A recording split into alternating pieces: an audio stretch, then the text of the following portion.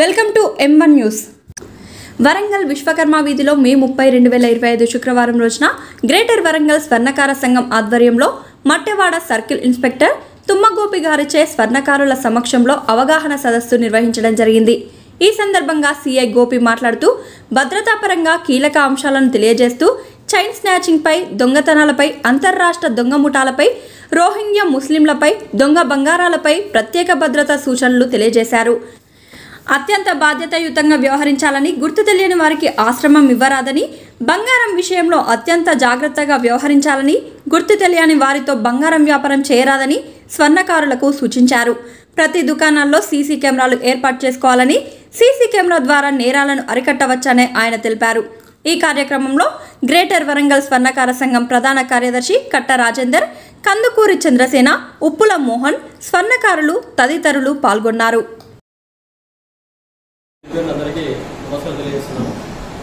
అలాగే ఈరోజు ప్రోగ్రామ్ ఏంటంటే సార్ మన పట్టణ సిఐ గోపి గారు ఆధ్వర్యంలో అవగాహన సదస్సు. అంటే సార్ కూడా మనకి ఎప్పటికప్పుడు కూడా మనకు సలహా సూచనలు ఇస్తూనే ఉన్నాడు ఆల్రెడీ ఇదివరకు కూడా. అంటే ఈ దొంగ బంగారం విషయంలో కానీ ఈ మన దగ్గరకు వచ్చేసి వాళ్ళు ఎలా మనల్ని మిస్ప్రైజ్ చేస్తున్నారు, ఎలా మనకు అమ్ముతున్నారు, దానివల్ల కొంత అవగాహన ఇస్తున్నామని చెప్పి సార్ మనకు 2-3 సార్లు చెప్పడం జరిగింది. అదే ఉద్దేశంతో మనం ఇలా ప్రోగ్రామ్ కూడా అరేంజ్ చేయడం జరిగింది. కాబట్టి చాలా అదే విషయంలో సార్ పూర్తి మనకు అంటే ఎలా ఉంటుంది వాళ్ళ విషయంలో మనం ఎలా అలర్ట్గా ఉండాలి, ఎలా దాన్ని మనము మిస్ప్రైజ్ కాకుండా మనం ఎలా చూసుకోవాల్సినటువంటి బాధ్యత మన మీద ఉంటుంది. కాబట్టి ఇలా మనం అరకొర పనులతోనే ఉంటున్నాం. ఇప్పటికి కూడా మనకు రేటు పెరగడం వల్ల కానీ ఈ కార్పొరేట్ వ్యవస్థ వల్ల కానీ మనం వృత్తిలో చాలా ఇబ్బంది పడుతున్నాం. ఆ క్రమంలో మనకి ఇలా వస్తున్నాయి. కాబట్టి అలాంటి నష్టాలు జరగకుండా దాన్ని నివారించేందుకు కూడా మనకు సార్ ఇవాళ మనకు పూర్తి అవగాహన తెలియపరచడానికి సార్ అమూల్యమైన టైంలో కేటాయించి మన దగ్గరికి వచ్చి మీరు అవగాహన ఏర్పరచుకోండి, ఖచ్చితంగా నేను ఎక్స్ప్లెయిన్ చేస్తానని చెప్పేసి మనకు టైం ఇవ్వడం జరిగింది. ఆ ఉద్దేశంతో సార్ ఇవాళ మనకు సార్ అంత టైం కేటాయించి రావడం జరిగింది. ఒక 2-3 ఇష్యూస్ నేను మీతో షేర్ చేసుకుంటా. ఈ మధ్య కాలంలో నల్గొండ జిల్లాలో ఒక 40 లక్షల ఫేక్ ఫేక్సి అది గోల్డ్ అని అనుకొని వాళ్ళు వెళ్ళిపోయిన తర్వాత చూసుకుంటే ఫేక్ అవుతుంది. మీకు ఎందుకు చెప్తున్నా అంటే నేను స్టేటస్లో షేర్ చేసిన అది ఆ గోల్డ్ డైరెక్ట్ తీసుకొని వచ్చి అమ్మకానికి రెడీ అయ్యి ఎప్పుడైతే మేము స్టేటస్లో పెట్టిన న్యూస్ ఆ పేపర్ న్యూస్ ఉన్నారో వెంటనే అప్రమత్తమై మనకు ఫోన్ చేశారు. వాడు ఇక్కడ అమ్మలేక సేమ్ మనోళ్ళు 10 లక్షలు రెడీ చేసుకున్నారు. ఇక్కడ అమ్మలేక పోయి అదే గోల్డ్ను నల్గొండలో అమ్మాడు. నెక్స్ట్ 3 డేస్లో నల్గొండలో కేసు అయింది. ఈ ఫోటోలు ఆ ఫోటోలు మీ దగ్గరికి వచ్చిన మీ వాళ్ళు చిన్న ఇన్ఫర్మేషనే డౌట్ వచ్చింది సార్ అన్నారు. వెంటనే చెప్పంగానే కథం టక అందరూ అలర్ట్ అయ్యారు. లేకపోతే ఇక్కడే ఎవరో ఒకరిది మనం నష్టపోయేవాళ్ళు. అట్లా 3 టైమ్స్ జరిగింది. అంటే మీకు డైరెక్ట్గా నేను పరిచయం ఉన్నా లేకపోయినా మన మిత్రుని ద్వారా ఎప్పటికప్పుడు మన ఎవడు ఫేక్ గోల్డ్ వచ్చినా దొంగ వచ్చినా ఎప్పటికప్పుడు అలర్ట్ చేస్తూనే ఉంది. మాకు ఏదన్నా సమాచారం ఉంటే మనం షేర్ చేసుకోవడం వల్ల బంగారం రేటు పెరిగింది, ఆశ పెరిగింది.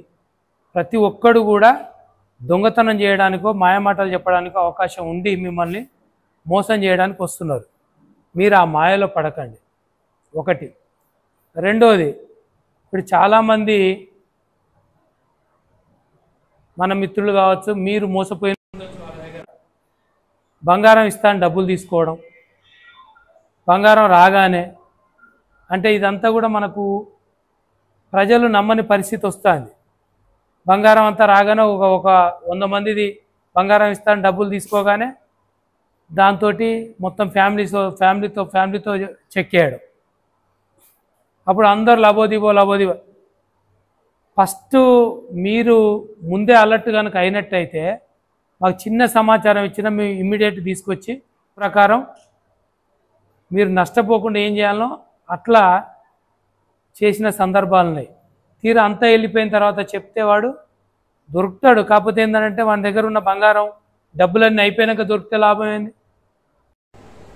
ఇదొకటి. అట్లా ఎవరైనా మనకు మీకు అనిపించింది పలానోడు సార్ బంగారం వేసుకొని పోతాడు, డబ్బులు వేసుకొని పోతాడు అని అనిపించిందంటే చిన్న ఇంటిమేషన్ ఇవ్వండి. ముందే మనం ప్రివెంట్ చేయొచ్చు. తర్వాత మొన్న ఒక దొంగతనం మీరు చూశారు. మేము 4 రాష్ట్రాలు తిరిగి పట్టుకున్నాం. మొత్తం టోటల్ ఇంటాక్ట్ బంగారం పట్టుకున్నాం. అట్లా చాలాసార్లు పట్టుకున్నాము. కానీ మొన్నటిది పట్టుకున్నది ఏంటంటే చాలా పూర్ అన్నట్టు, మొత్తం ఆడపిల్లల ఇంట్లో పాపం వాళ్ళ ఆడపిల్లల కోసం చేసిన బంగారం నెక్లెస్లు.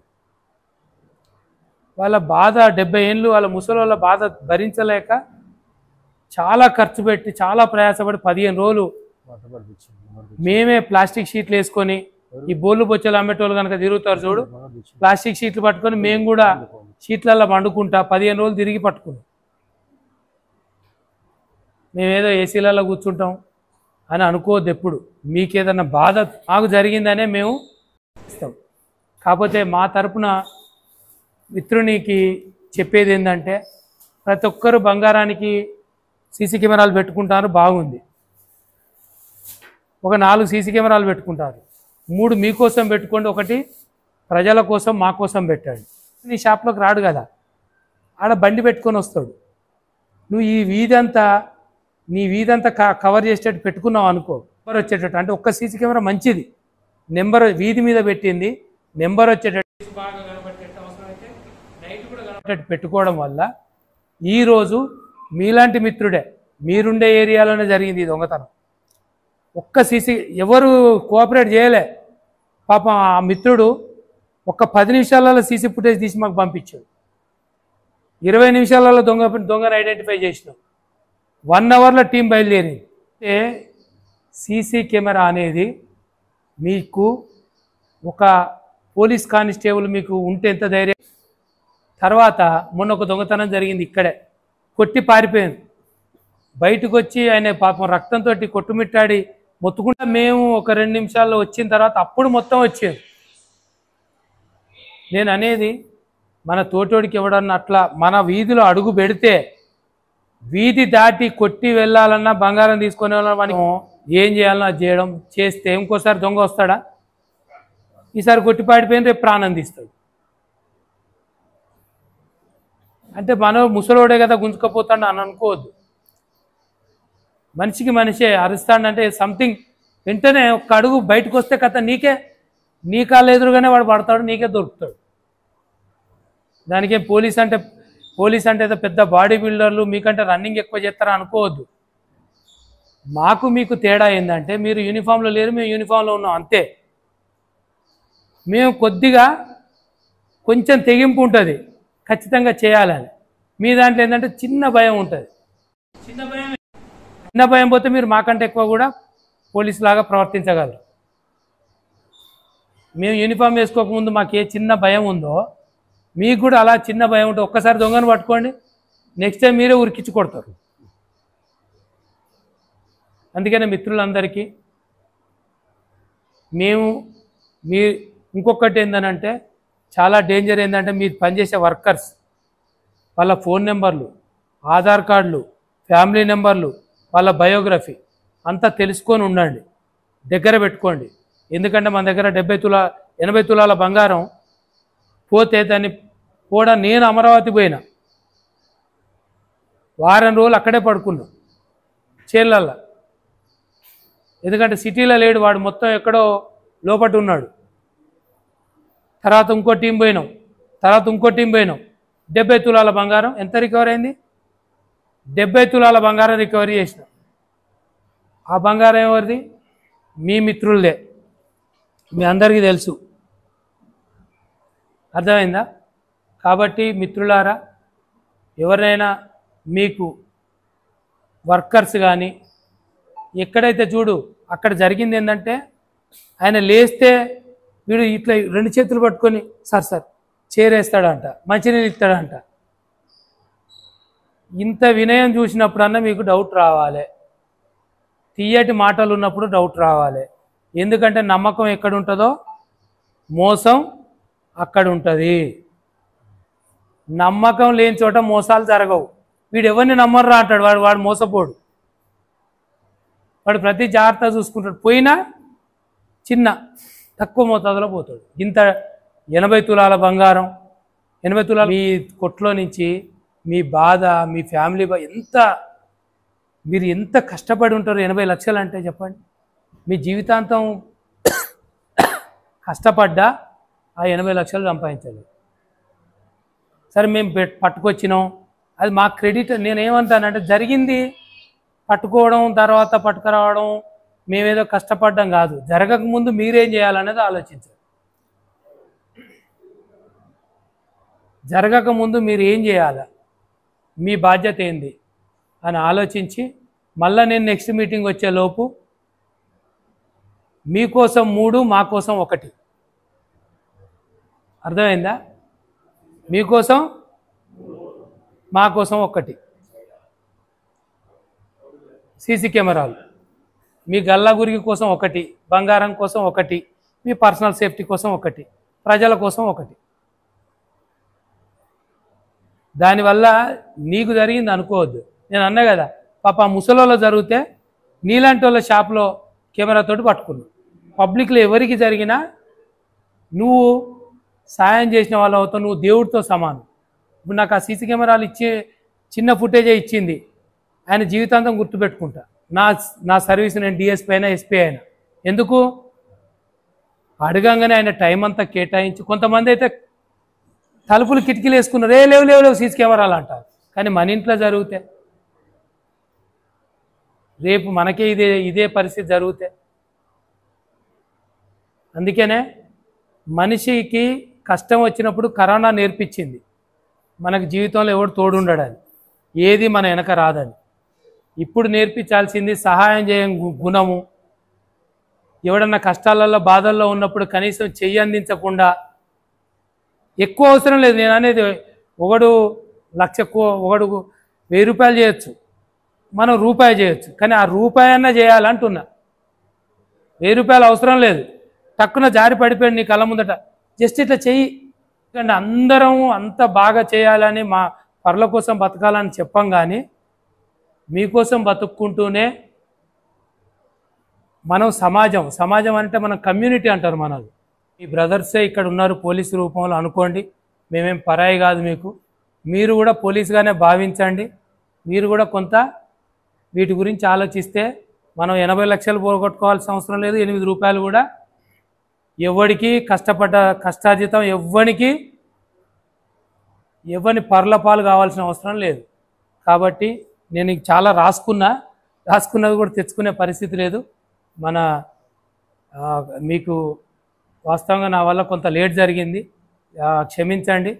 ఎప్పుడు కూడా పోలీసు మీకు అన్ని విధాల రేయింబవళ్ళు 24 గంటలు కూడా మీకు కష్టం వస్తే మాకు కష్టం వచ్చినట్టే, మా ఫ్యామిలీ కష్టం వచ్చినట్టే అని భావిస్తారు. కాబట్టి మీరు కూడా మమ్మల్ని మీ పిల్లలకు కొద్దిగా పోలీసు వస్తాడు అని భయపెట్టియకుండా, పోలీసు వచ్చి సాయం చేస్తాడని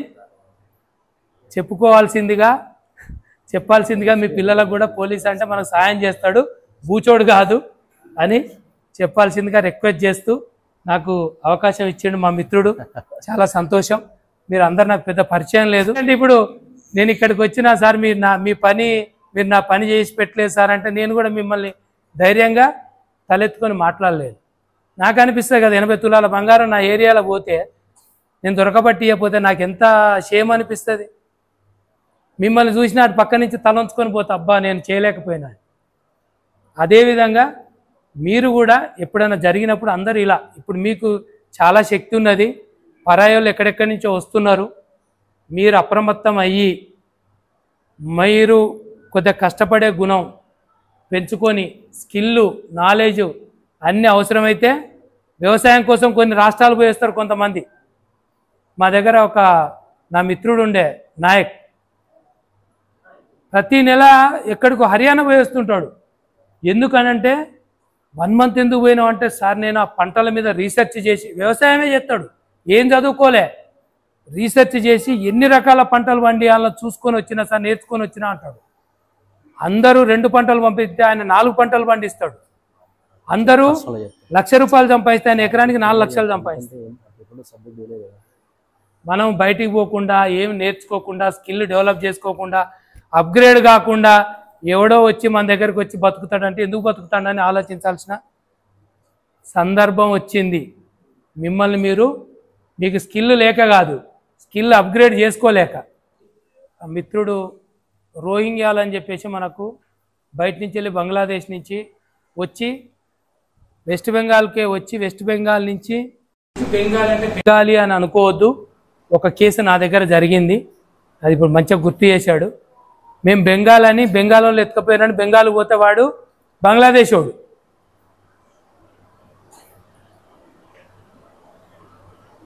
వాడు మీద చెప్పినట్టు మిత్రుడు చెప్పినట్టు రోహింగ్యా. అలాంటి ఇన్ఫర్మేషన్ ఏమన్నా ఉంటే మీరు ముందే సేకరించి మాకు ఇవ్వండి. ఎందుకు అని అంటే మనం మన బార్డర్ వరకు పోయి దొంగలు పట్టుకురాగలం. మన బార్డర్ దాటిపోవడం మనకు అవకాశాలు ఉండవు, ఇక క్లోజ్ అన్నట్టు. అదొకటి. తర్వాత చైన్ స్నాచింగ్లు మన చోట్ల చాలా చోట్ల జరుగుతున్నాయి. ఆ చైన్ స్నాచింగ్ల విషయంలో ఎందుకు జరుగుతున్నాయి అంటే ఓపెన్గా పెట్టుకొని పోతారు, పూజకు అటు ఇటు ఉంటారు. తర్వాత ఒంటరిగా ఇప్పుడు మొన్న అమ్మ జరిగింది కదా, పాపం ఒంటరిగా ఒక్కతే ఉంటుంది, బాగా బంగారం పెట్టుకొని ఎప్పుడు బయటనే కూర్చుంటుంది. వాడు వచ్చుడు పోడు అన్నీ జరుగుతున్నాయి. ఒకరి ఒంటరిగా ఉండే మహిళలు చూస్తున్నారు ఎర్లీ మార్నింగు పూజకి వెళ్ళేటప్పుడు. తర్వాత చీకటి ప్రదేశాలు, వీటిని టార్గెట్ చేస్తున్నారు. ఈ అంతా కూడా ఏందనంటే కొద్దిగా దుర్వ్యసనాలకు తాగుడుకు అలవాటు పడ్డోళ్ళు ఇట్లాంటివి చేస్తున్నారు, మన వాళ్ళు కాదు.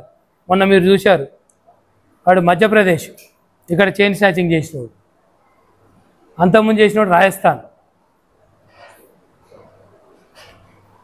తర్వాత అట్లా కొంతమంది వేరే వ్యసనాలకు అలవాటు పడ్డోళ్ళని కూడా మనం దొరకబట్టాం. ఈ గోల్డ్ బయటికి కనబట్టేట్టు పెట్టుకోవడం అంటే మనకు కొద్దిగా గోల్డ్ అంటే ప్రేమ, కానీ అవతలోడికి బాగా ఆశ.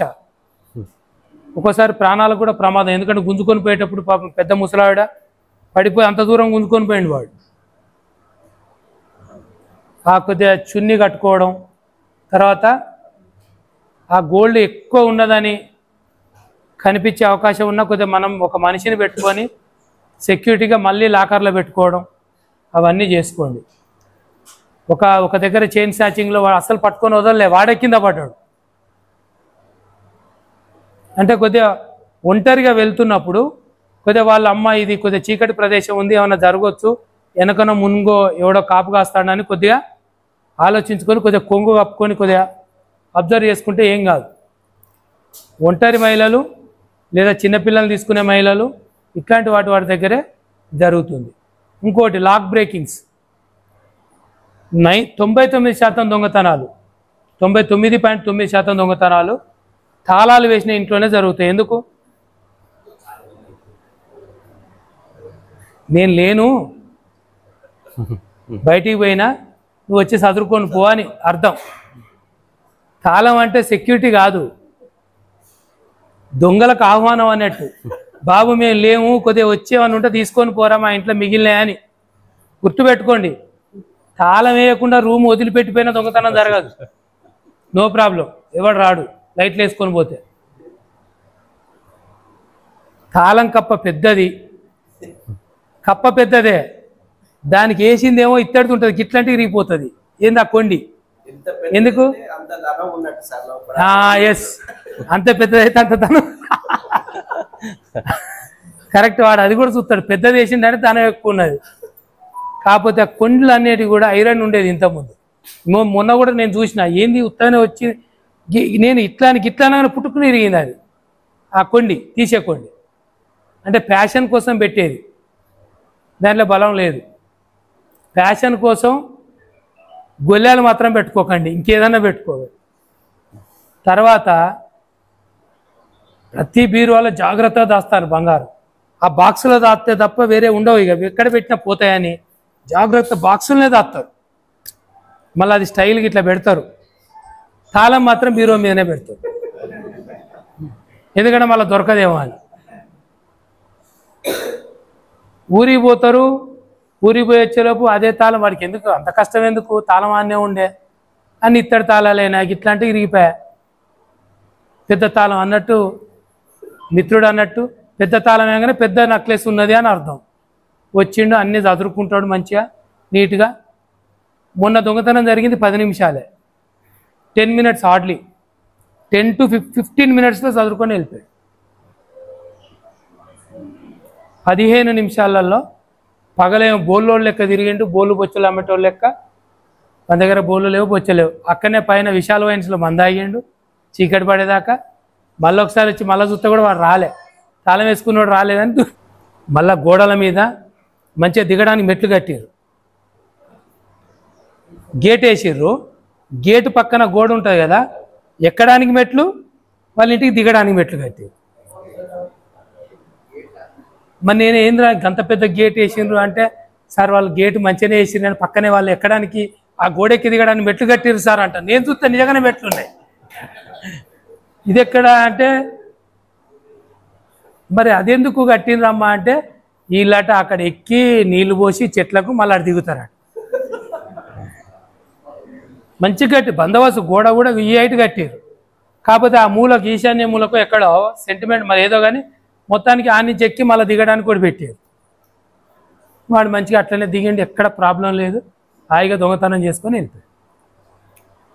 సరే మేము పట్టుకోవడానికి చాలా కష్టపడ్డాగా నేను అంటున్నా. ఇంత జరిగి ఇంట్లో నుంచి ఒక 80 లక్షలో, కోటి రూపాయలు, లేకపోతే 10 లక్షల బంగారం పోయినాక మేము 15 రోజులు, నెల రోజులు కష్టపడితే ఎంత కష్టపడి పట్టుకున్నా ఈ 10 రోజులు 15 రోజులు మీకు ఎంత ఆవేదన ఉంటుంది? అసలు దొరుకుతాడని నమ్మకం ఉందా? చాలా కేసులు వేరే స్టేట్ మీరు అన్నట్టు రోహింగ్యాస్ కనుక వచ్చి చేస్తే డిటెక్ట్ కాని కేసులు చాలా ఉన్నాయి. ఎందుకంటే ఈ స్టేట్ ఈ కంట్రీలో భద్రత ఉంటుంది, వేరే కంట్రీ వాడు వచ్చి చేస్తే ఉండదు. మీరు నార్త్ ఇండియా పోండి, కొన్ని ఊళ్ళే దొంగలు ఉంటారు. రాజస్థాన్ పోండి, మధ్యప్రదేశ్ పోండి.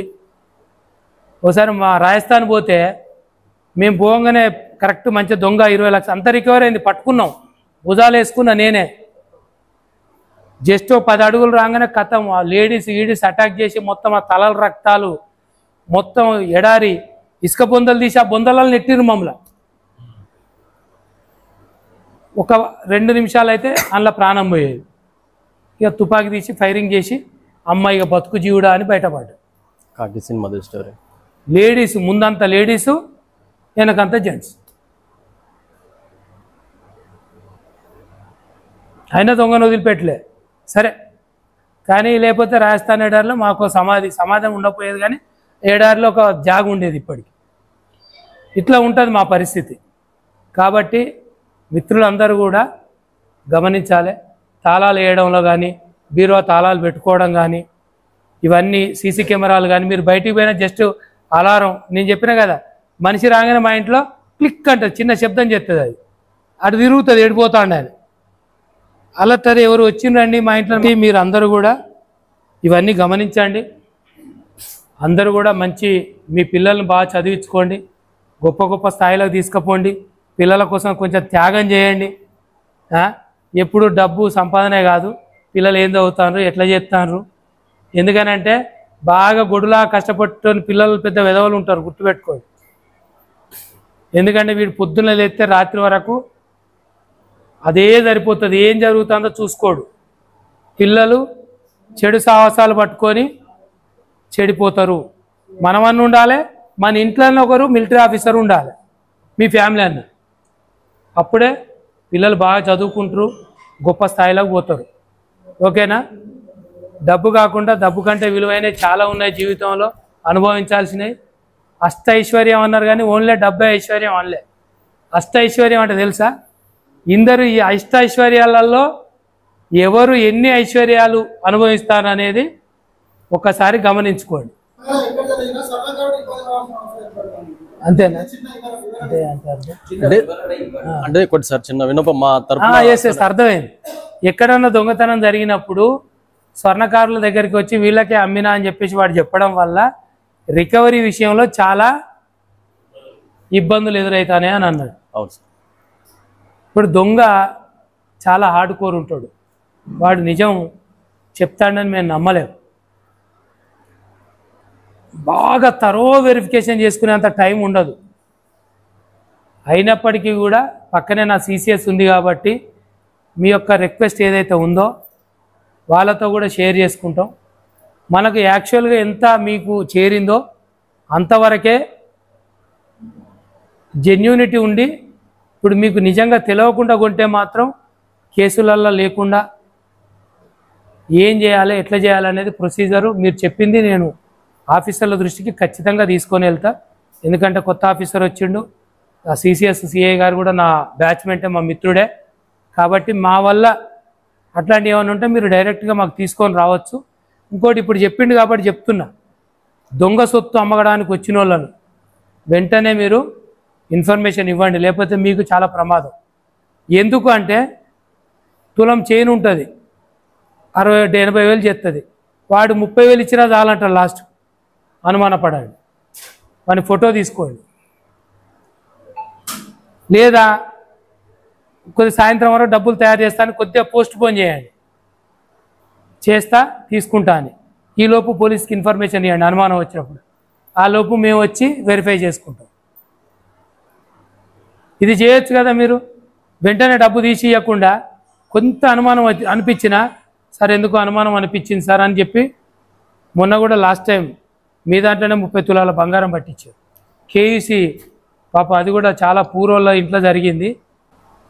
సార్ ఈడేదో దొంగ బంగారం అమ్మడానికి వచ్చిండు సార్ అని మీరే ఎవరో ఫోన్ చేస్తే నా చేయంగానే సార్ వచ్చిండు, పట్టుకున్నాడు, 30 తులాల బంగారం రికవర్ చేసిండ్రు, వాళ్ళకు ఇవ్వాల్సిన వాళ్ళకి ఇచ్చారు. అట్లేమన్నా వస్తే ముందే మీరు పసిగట్టి మాకు చెప్పండి, మాకు చెప్పండి, 100కు చేయండి. 100 చేయడం ఇబ్బంది మా ఎస్ఐలకు చెప్పండి, క్రైమ్ పార్టీకి చెప్పండి, ఇమ్మీడియట్గా మీకు మెసేజ్ పెట్టండి. మేము మీకు 100% మేము మీకు సపోర్ట్గా ఉంటుంది. ఒక మా రిక్వెస్ట్, కొనని వాళ్ళకు కూడా దొంగలు వచ్చి చూపిస్తే కూడా కట్టిన వాళ్ళు చాలా మంది ఉన్నారు సార్ మా గల్లీలో. వాళ్ళ పరిస్థితి ఎట్లా, అది కూడా కొంచెం వివరణ ఇవ్వండి. ఇప్పుడు కొనకుండా కట్టిన వాళ్ళు ఉన్నారు అని అంటే కొద్దిగా మీరు టైం తీసుకొని, నిన్న వచ్చారు నా దగ్గరికి కూడా ఒక కేసు వచ్చింది, వాళ్ళనే పిలిచిన, మీరు ఏమేమి తీసుకున్నారా అన్నారు. సార్ నేను 3 గ్రాములు తీసుకున్నా సార్, ఒక అతను 5 గ్రాములు తీసుకున్నాను స్లిప్ తీసుకొచ్చాడు, ఇంకో అతను 3 గ్రాములు తీసుకున్నాను. వీడేమంటాడు, 5 ఇచ్చినోడికి 10 ఇచ్చినా అంటాడు, 3 ఇచ్చినోడికి 6 ఇచ్చినా అంటాడు. నేనేమన్నా అంటే, సరే వాడిచ్చిన 10 కాదు, మీరు కొన్న 3 కాదు, కొంత పెంచి ఇవ్వండి అంటే 3 అన్నోడు 3.5 ఇచ్చాడు, 5 అన్నోడు 6 ఇచ్చాడు. అక్కడే నిలబడిన 4 పిలిచినాం, ఇష్యూ క్లోజ్ చేసేసినాం, కథం. అటువంటి అప్పుడు మీరు కొంత వెరిఫికేషన్కు టైం అడగండి. కొద్దిసేపు అయితే టైం అనేది కొద్దిసేపు అయితే ఖచ్చితంగా మనకు తెలిసిపోతుంది. ఎందుకు తెలిసిపోతే నిజానిజాలు బయటపడతాయి, అవునా కాదా? అంతేనా? ఇంకెవరికైనా డౌట్స్ ఏమైనా ఉంటే అదే చెప్పింది కదా సార్. ఒకటి సార్, ఇప్పుడు నైట్ అయిందంటే, నైట్ అవుట్ అయిందంటే కొంచెం బెంగాలీ వాళ్ళు ఇక్కడ రోహింగ్యాలని ఎవరు తెలియట్లేదు సార్. ఇప్పుడు మీరు సార్ చెప్పింది ఇందాక ఒక మాట చెప్పింది, మీరు చెప్పండి, మళ్ళీ చెప్పండి.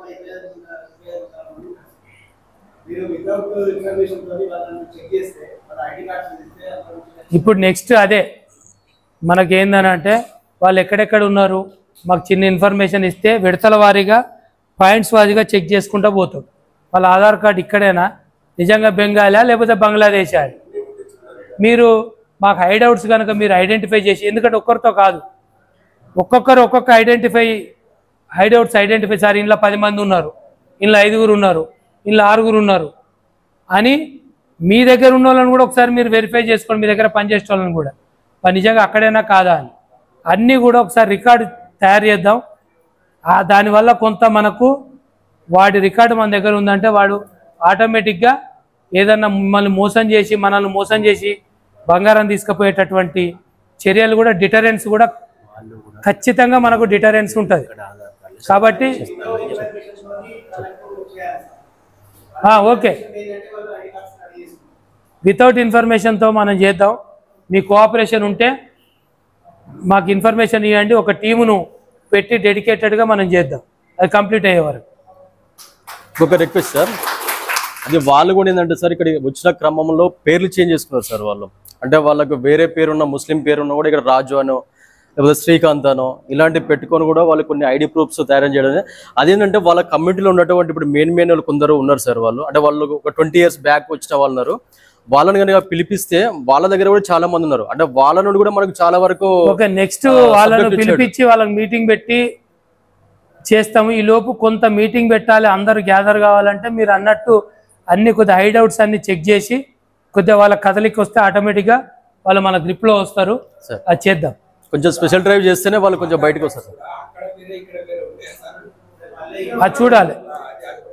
ఇప్పుడు కలకత్తాలో ఉన్న ఆధార్ కార్డు ఏంటి, ఇక్కడ ఏమైనా పేరు మార్చిండా, ఈ రెండు కూడా ఒకసారి వెరిఫై చేస్తాం. ఇంకేమైనా సలహాలు ఉన్నా కూడా ఇవ్వండి.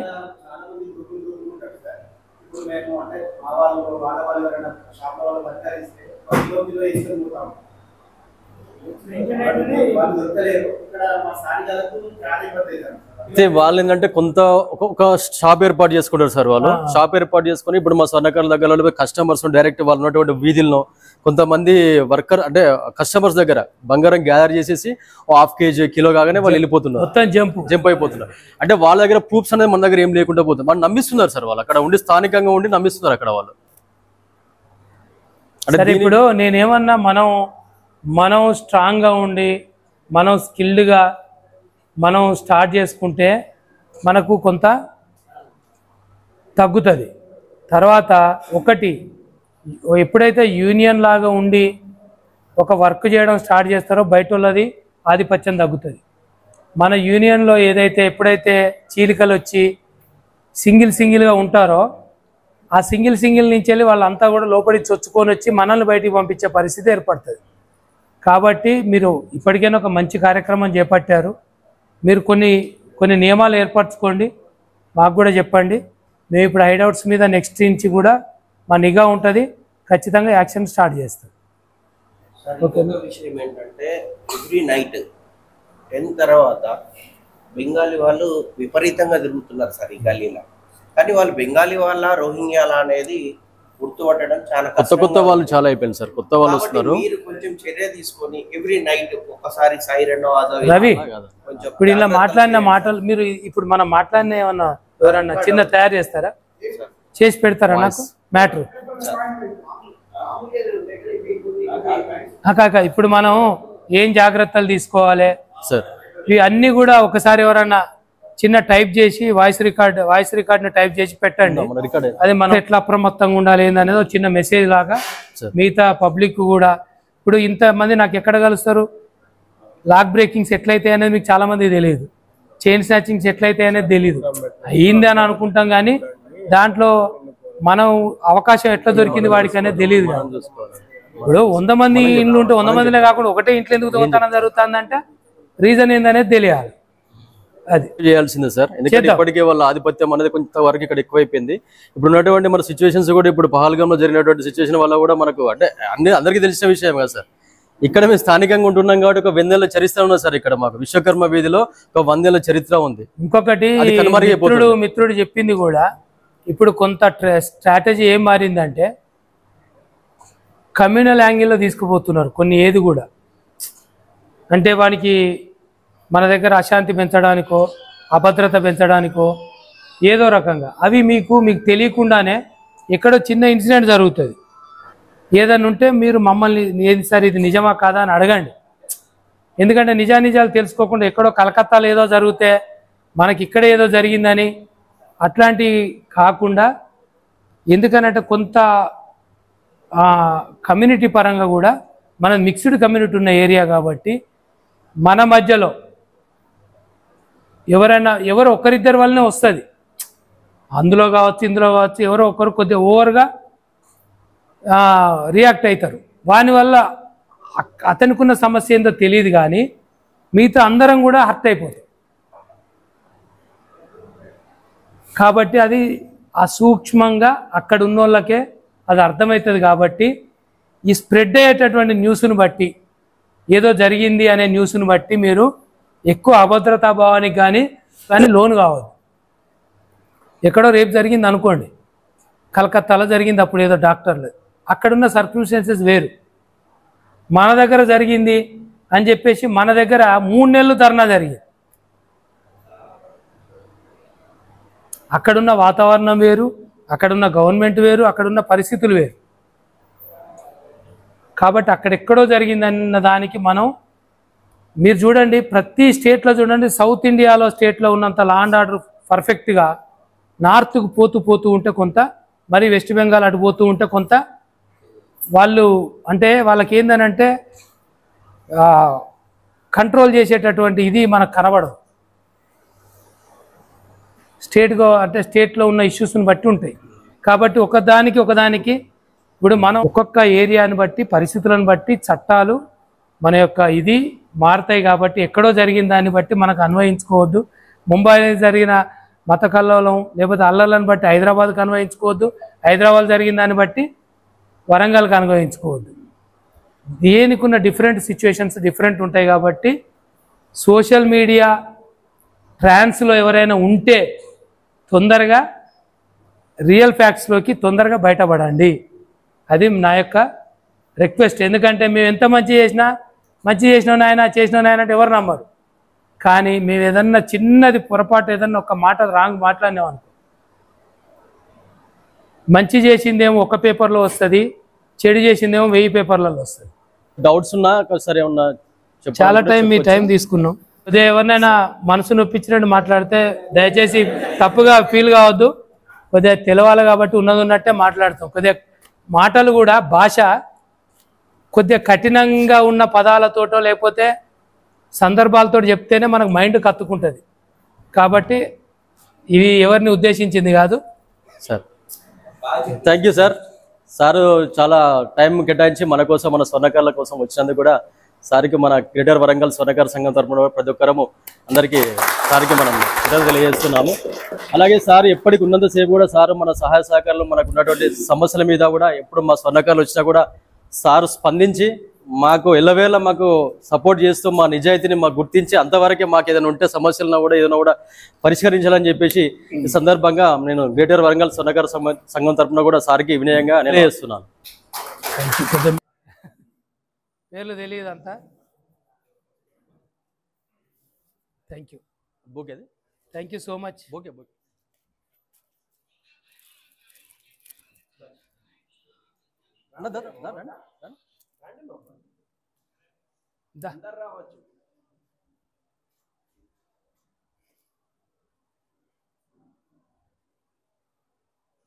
Thank you.